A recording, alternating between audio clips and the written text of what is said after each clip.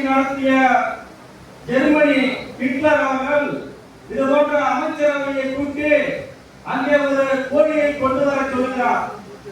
அந்த கோழியை கொண்டு வருகிறார்கள்.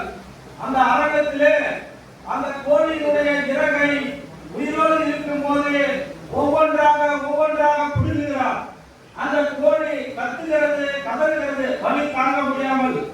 அது அமைச்சர் ஒருவர் கூறுகிறார், ஏன் இந்த மாதிரி இந்த கோழியை சித்திரவதை செய்கிறீர்கள் என்று கேட்கிறார்.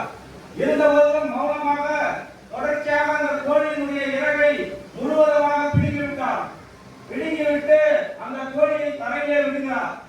அது தப்பித்தால் போதும், பிழைத்தால் போதும் என்று ஓடுகிறது. உடனே ஹிட்லர் அவர்கள் தனது பையிலே இருந்த தானியம் சிலவற்றை எடுத்து அதை கையில காட்டார் அந்த கோழிகிட்ட. உடனே அவர் இறகை பிடுங்கி துன்புறுத்தினதை எல்லாவற்றையும் மறந்துவிட்டு அந்த கோழியானது மீண்டும் அந்த தானியத்தை தின்பதற்காக அவரிடமே செல்கிறது. இது எதற்காக இந்த நேரத்திலே நான் சொல்கிறேன் என்றால், இப்ப 5000 ரூபாய் போட்டிருக்கதா சொல்றாங்க. அதுவே கோடை கால வகுப்பு 2000 சொல்றாங்க. இப்ப இத்தனை நாளா 4 வருஷமா கோடை காலம் வரவில்லையா என்று மக்கள் சிந்திக்க வேண்டும்.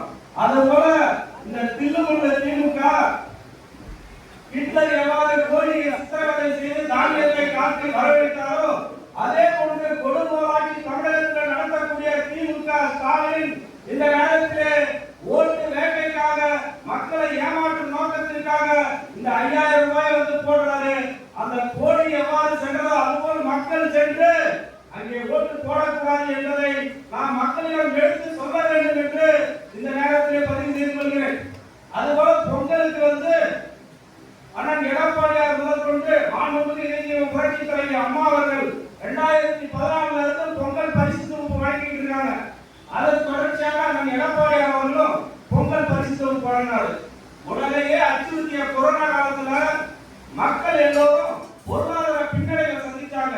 அப்ப ஏழை எளிய மக்கள், பொருளாதாரத்தில் பின்தங்கிய மக்கள், வறுமை கோட்டில் இருக்கிற மக்கள் இந்த பொங்கலை எவ்வாறு கொண்டாடுவார்கள் என்று சிந்தித்த எடப்பாடியார் அவர்கள் 2021 அனைத்து ரேஷன் அட்டைதாரர்களுக்கும் 2500 ரூபாய் பொங்கல் பரிசு தொகுப்பு வழங்கினார்.